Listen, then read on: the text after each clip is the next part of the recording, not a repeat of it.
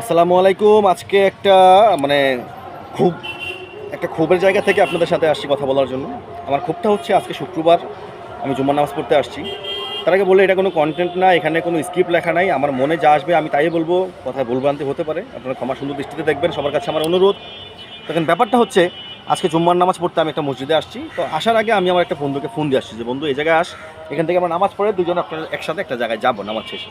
তো যেই কথা সেই কাজ, আমি এখানে আসছি, এসে ওর জন্য অপেক্ষা করতেছি। ওরা ফোন দিলাম, আমার ফোনে ব্যালেন্স নেই।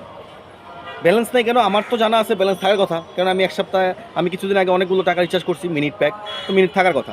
তখন আমি চেক করে দেখলাম যে হ্যাঁ, কোনো ব্যালেন্স নাই, মিনিট নাই। তার কারণ কি? আমার মিনিটের মেয়াদ শেষ।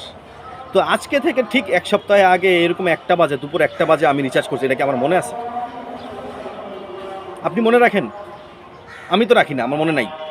এখন এই যে ইমার্জেন্সির সময় আমি টাকাটা পেলাম না, কাউকে ফোন দিতে পারলাম না, এখন আমার আশেপাশে কোনো রিচার্জের দোকানও নাই, তাহলে আমি এখন কি করব? এখন আমি বাধ্য হয়ে অপরিচিত একজন ভাইয়ের কাছ থেকে রিকোয়েস্ট করে আমি আমার ফ্রেন্ডকে ফোন দিয়ে আমার এক্স্যাক্ট লোকেশনটা দিছি এবং ওরা জানাইছি ও আসতে বলছে, ও আসতেছে। তাহলে এই যে আমি ইমার্জেন্সি মোমেন্টে আমি আমার টাকাগুলো পেলাম না, আমি কাউকে ফোন দিতে পারলাম না, তো এটা কেন? আপনি আমার টাকার মেয়াদ আপনি আমাকে দিয়ে দিছেন। আপনি আমাকে সোজা বাংলা বলতেছেন, ইনডিরেক্টলি আপনি আমাকে এটাই বলতেছেন যে আপনি আমার এখানে টাকা রিচার্জ করছেন, আপনি আপনার টাকা আমার এখন টাকা হয়ে গেছে আমার। এখন আমি আপনাকে বলবো, যদি আপনি টাকার মায়া থাকে আপনি এই সময়ের মধ্যে টাকাটা খরচ করেন, আপনি কথা বলেন, আদারওয়াইজ আপনি এই টাকা পাবেন না, আমি আপনার এই টাকা খেয়ে দেবো, মেরে দেবো। আরে এটা কি?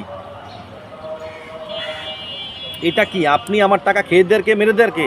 আমার কষ্ট অর্জিত টাকা, আমি ঘাম জড়ানো টাকা ইনকাম করি, ব্যবসা করি, চাকরি করি, যাই করি, আমার টাকা আমি এখানে রিচার্জ করে রাখছি, আমি আমার প্রয়োজন মতো কথা বলবো, আপনি আমাকে বাধ্য করার কে?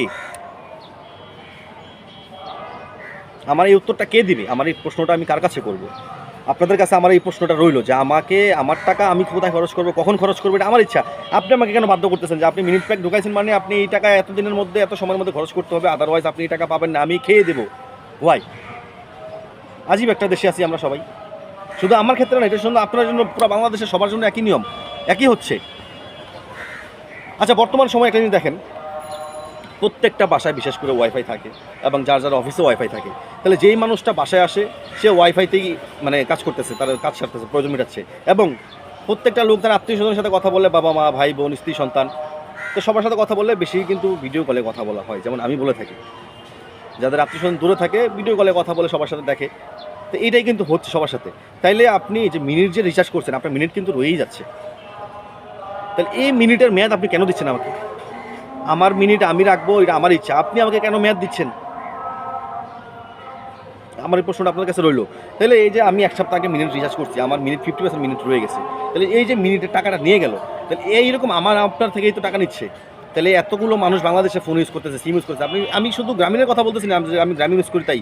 রবি, এয়ারটেল, বাংলালিংক সবাই কিন্তু একই অবস্থায়, একই পথের প্রতীক, সবাই একভাবেই আমাদেরকে ঠকাচ্ছে যে আমার টাকা আপনি আমার এখানে রিচার্জ করছেন মানে আপনি এই সময়ের মধ্যে টাকাটা খরচ করতে হবে, আদারওয়াইজ আপনার এই টাকা আপনি পাবেন না। তাহলে এই যে এত মানুষের টাকা ওনারা খেয়ে দিচ্ছে, এটা জবাবদিহিতা কার কাছে করবো? আমাদের বাংলাদেশের কি কেউ নাই? বাংলাদেশের প্রশাসন কি নাই? ওনারা কি বুঝে না? বাংলাদেশে তো বড় বড় লোক আছে, অনেক বড় বড় মানুষ আছে, অনেক বড় বড় মাথা আছে, তারা কি জিনিসগুলো নিয়ে ভাবে না যে হাজার হাজার কোটি টাকা যে নিয়ে যাচ্ছে? এগুলো তো আমাদের দেশের টাকা, আমার আপনার টাকা, আমার দেশের টাকা নিয়ে যাচ্ছে বাইরে। তাহলে এগুলোর জবাবদিহিতা কে করবে? আপনাদের কাছে আমার অনুরোধ, যদি আমার এই ভিডিওটা ওইরকম কেউ প্রভাবশালী বা ক্ষমতাশীল লোকের কাছে যায়, যে কেউ চাইলে এই জিনিসটা নিয়ে সমালোচনা করতে পারবে, জবাবদিহিতা করতে পারবে, প্রশ্ন করতে পারবে ওদের কাছে, যদি তারা একটু যদি পান আমাকে একটা সমাধান দিবেন। মানে আমার টাকা আমি খরচ করব, আপনি আমাকে মেয়াদ দেওয়ার কে? আমার এই উত্তরটা আমি চাই। আপনাদের কাছে আমার একটা প্রশ্ন, যে আমাকে উত্তরটা দিবেন যে আমার টাকা আমি খরচ করব, আপনি আমাকে মেয়াদ দেওয়ার কে? যাই হোক, আমাদের সময় গেছে, আমি যাই। ধন্যবাদ সবাইকে, ভালো থাকবেন। আসসালামু আলাইকুম।